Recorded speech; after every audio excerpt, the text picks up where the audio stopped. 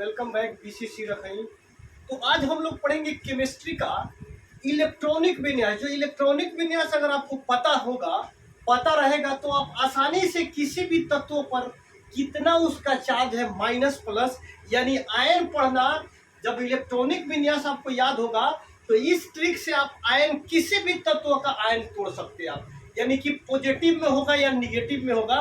तो आयन पढ़ने के लिए आप इसको अच्छे से वीडियो को बिना स्किप किए हुए पूरे वीडियो देखें ताकि आपका इलेक्ट्रॉनिक विन्यास पूरा कंप्लीट हो जाए। यानी इलेक्ट्रॉनिक कॉन्फ़िगरेशन उसको हम कहते हैं। इलेक्ट्रॉनिक कॉन्फ़िगरेशन आप एकदम क्लियर सीख जाए। एकदम हल्का ट्रिक है, सिर्फ थोड़ा सा दिमाग आप दे दोगे एकदम निश्चित से आपको समझ में आ जाएगी।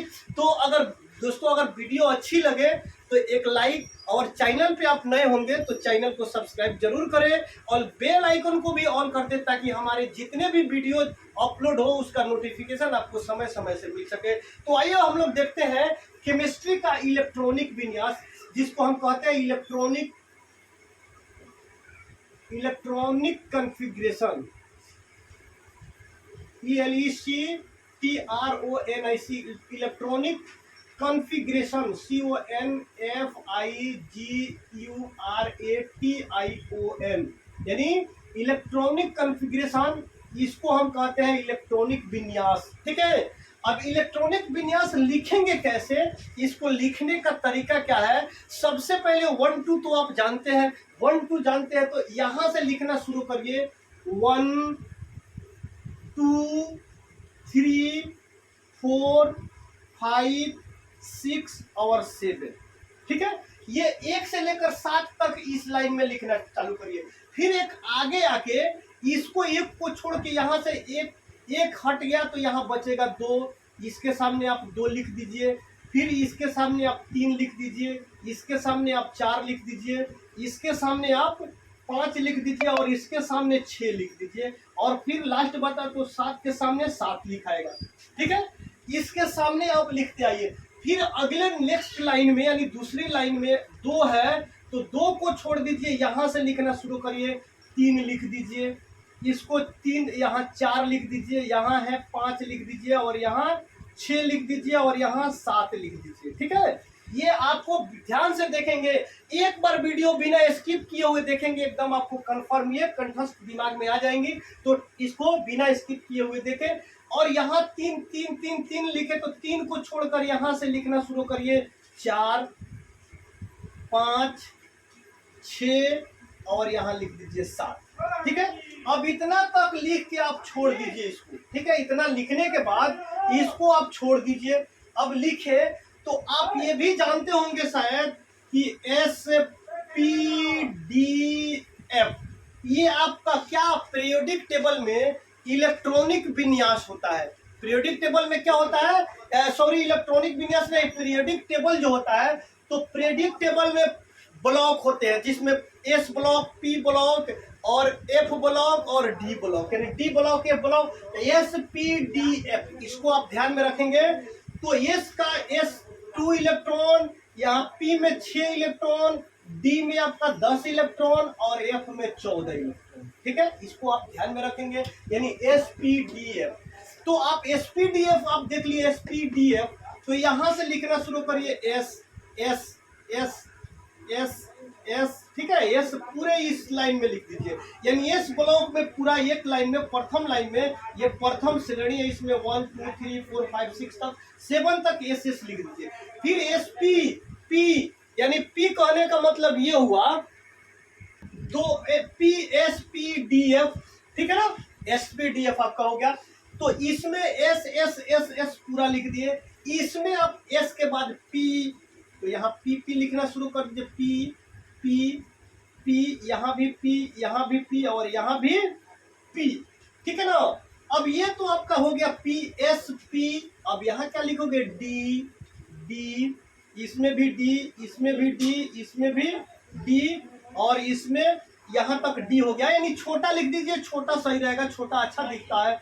D D, इसमें जो है DD DD आप लिख दीजिए इस लाइन में, यानी कितना तीसरा लाइन में, थर्ड लाइन में आप इतना लिखते आइए।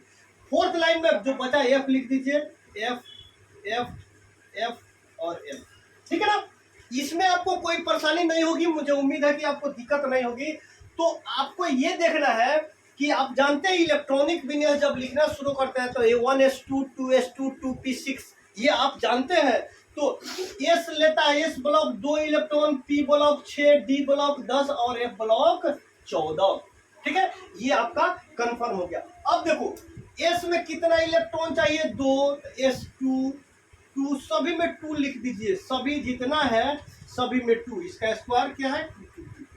ठीक है, P में आपका कितना है तो 6 6 6 6 6 6 6। ठीक है, सभी में क्या लिखोगे 6। देखो इस ब्लॉक में P ब्लॉक में क्या चाहिए 6 चाहिए, P ब्लॉक में 6, D ब्लॉक में कितना चाहिए 10, तो D में 10 लिखिए, 10 यहाँ 10 यहाँ 10 यहाँ 10 और यहाँ 10। ठीक है, सभी में D 10 10 10 10, तो इसमें 10 D वाला यानी तीसरा लाइन में 10 10। फिर उसके बाद चौथा लाइन में बचा क्या 14, तो 14 यहाँ 14 यहाँ भी 14 और यहाँ भी 14। बताइए अभी तो आपको कोई दिक्कत होगी नहीं। ठीक है, लेकिन अब से थोड़ी सी प्रॉब्लम है, याद करना है तो सीधे इसको याद कर लीजिए, रट जाइए, सबसे बेहतर है इसको याद कर लेना, रट जाना, नहीं तो समझ के याद करोगे तो इस तरह से आप देख के याद करोगे।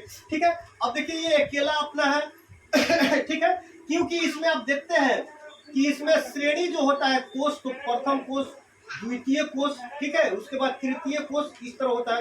ये हो गया आपका, उसके बाद ये, उसके बाद ये, ऐसे ऐसे आपको चलता है। ठीक है ना, फिर उसके बाद ये ले लो, फिर ये ले लो आप, फिर उसके बाद यहाँ से ऐसे ले लो, तिरछा तिरछी यानी इसको एक साथ लेके चलते हैं, ये एक साथ। ठीक है, फिर ये जो है ऐसे ऐसे लिखोगे, फिर अकेले ये बच गया। ठीक है, अब इसको देखो लाइन के हिसाब से हम इसको लिखेंगे इस तरह से, ऐसे, तो किस हिसाब से हम इलेक्ट्रॉनिक विन्यास लिखेंगे, इसको लिखेंगे कैसे, याद करेंगे तो क्या करेंगे, यहाँ 1s2, उसके बाद 1 के बाद ये चालू करिए 2 2s2। ठीक है, तब 1s2 2s2, इसके बाद इसको छोड़ के यहाँ आइए 2p6, ये उसके बाद ये, इसके सीधा ऐसे, जैसे इसको लिख दिए, इसको लिख दिए, फिर इसको लिखेंगे, फिर इसको लिखेंगे 2p6 और बचा 3s2, यानी यहाँ इसको लिख के इसको लिखे, फिर यहाँ खत्म हो गया तो यहाँ ये 3p6 3p6, उसके बाद इसके बाद क्या लिखेंगे 4s2, इसके बाद आपका क्या है, यहाँ खत्म हो गया तो फिर यहाँ ये 3d10। ठीक है, उसके बाद ये 3d हो गया, उसके बाद 4p6, उसके बाद यहाँ 5s2, उसके बाद आपका यहाँ जब खत्म हो गया तो फिर यहाँ ये 4d10, उसके बाद 5p6, उसके बाद ये हो गया तो यहाँ ये 6s2, उसके बाद ये हो गया। अब यहाँ खत्म हो गया तो यहाँ से फिर यहाँ ये 4f40, ठीक है, उसके बाद 4f40 हो गया तो 5d10, 6p6, 7s2, यहाँ इस लाइन में ऐसे लाइन से आइए 6 7s2। ठीक है, फिर यहाँ 7 खत्म हो गया तो यहाँ ये 5f40, फिर उसके बाद यहाँ ये 6d10, फिर 6d10 हो गया, यहाँ ये 7p6, यहाँ ये तो 7p6, ठीक है 7p6, ठीक है, यहाँ 7p6, देखिए ये हो गया। उसके बाद ये हो गया खत्म, तो यहाँ सीधे छोड़ के यहाँ फिर आइए 6f40, उसके बाद ये हो गया तो यहाँ ये 7d10, ये खत्म हो गया। उसके बाद 7f40, देखिए कितना आसानी से, अगर थोड़ा सा भी आप ध्यान दे देंगे इस पे तो आसानी से आपको इलेक्ट्रॉनिक विन्यास याद हो जाएंगे। अगर इलेक्ट्रॉनिक विन्यास आपको याद हो गया तो ये पूरे जितने भी तत्व है, लगभग 118 तत्व है, तो 118 तत्वों को आप सभी का आप देख सकते हैं कि सभी तत्व कौन धातु है कौन अधातु है, किसके थ्रू, इलेक्ट्रॉनिक विन्यास निकाल के, और उसका आयन क्या है, चार्ज किस पर कितना चार्ज होता है, ऑक्सीजन पर कितना चार्ज है, उसके बाद क्लोरीन पर कितना चार्ज है, प्लस चार्ज है कि माइनस चार्ज है, सोडियम पर क्या चार्ज है, इसको आप आसानी से निकाल सकते हो। तो देखिए इसका स्क्रीनशॉट ले लीजिए और आप याद भी कर लीजिएगा। इलेक्ट्रॉनिक विन्यास को याद ऐसे आप करते हैं, जिस आपको अच्छा ये लगे तो इससे कर लीजिए और ये अच्छा लगे तो आप इससे कर लीजिए, लेकिन आप इलेक्ट्रॉनिक विन्यास को किसी तरह याद कर लीजिए, ताकि आपको आयन सीखना है तो आयन में इलेक्ट्रॉनिक विन्यास याद करना काफी महत्वपूर्ण भूमिका निभाता है। तो इसको आप स्क्रीनशॉट ले लीजिए ताकि हम लोग दूसरा देखें, ठीक है। आइए अब हम लोग क्या करेंगे,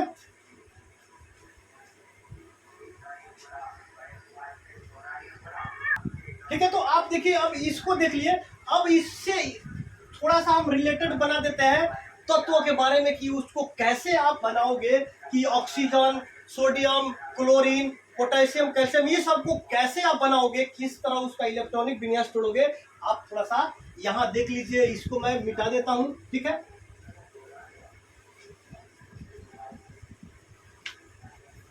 ठीक है, अब देखिए यहाँ जैसे मानते हैं, अगर ये आप याद कर लेते हो, ये आपको याद हो गए, तो इसको अब तत्व का आयन कैसे, आयन तो मैं एक वीडियो ऑलरेडी डाल चुका हूं, अगर उसको देखिएगा, नहीं मिले तो कमेंट करके बताइएगा, लिंक में डिस्क्रिप्शन में दे दी जाएगी, ताकि उससे आप आराम से देख सकेंगे। लेकिन यहाँ देखिए, जैसे कि आपका मान लीजिए ऑक्सीजन है, ऑक्सीजन का परमाणु संख्या आप जानते हैं कितना होता है, ऑक्सीजन का परमाणु संख्या 8। ऑक्सीजन का परमाणु संख्या कितना होता है, 8।